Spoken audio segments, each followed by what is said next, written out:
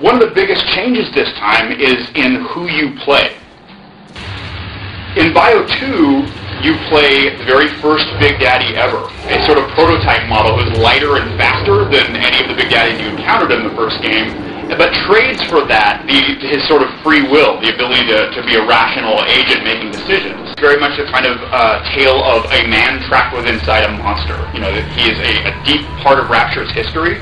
And then over the course of the game, you find out how you became this sort of iconic character. And that really constitutes a hell of a threat to the ecology of Rapture. There has to be something out there that is stronger than you are from the get-go and is terrifying and can take out a Big Daddy like this. And maybe that something needs a place in the atom ecology, able to drain it from bodies like a little sister. So when you're dealing with something like that, the diving suit comes in really handy. The Big Daddy is kind of the ultimate survivor and can even take the ocean being dropped on his head. Splicers are kind of like junkies that have injected this genetic substance into themselves, and it's sort of causing them to degenerate even as it empowers them. So it's the events of 10 years later, Rapture have caused them to kind of become more like feral and tribal. They're starting to think of Andrew Ryan more as a diabolical figure who led them astray, and indeed to revere the player of the first game as a kind of messiah. And they've got a bunch of debates about how the player actually decided to end the last game.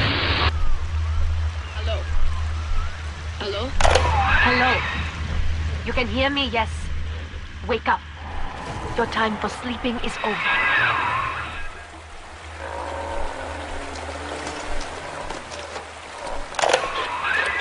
Yeah, good. Stand and get your feet.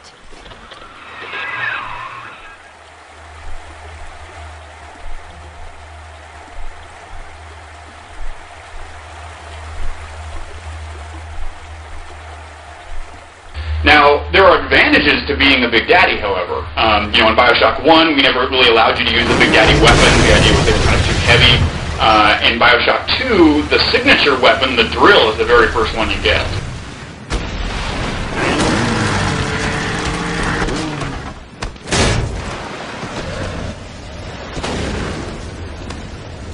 So that's a little gameplay-focused taste of BioShock 2.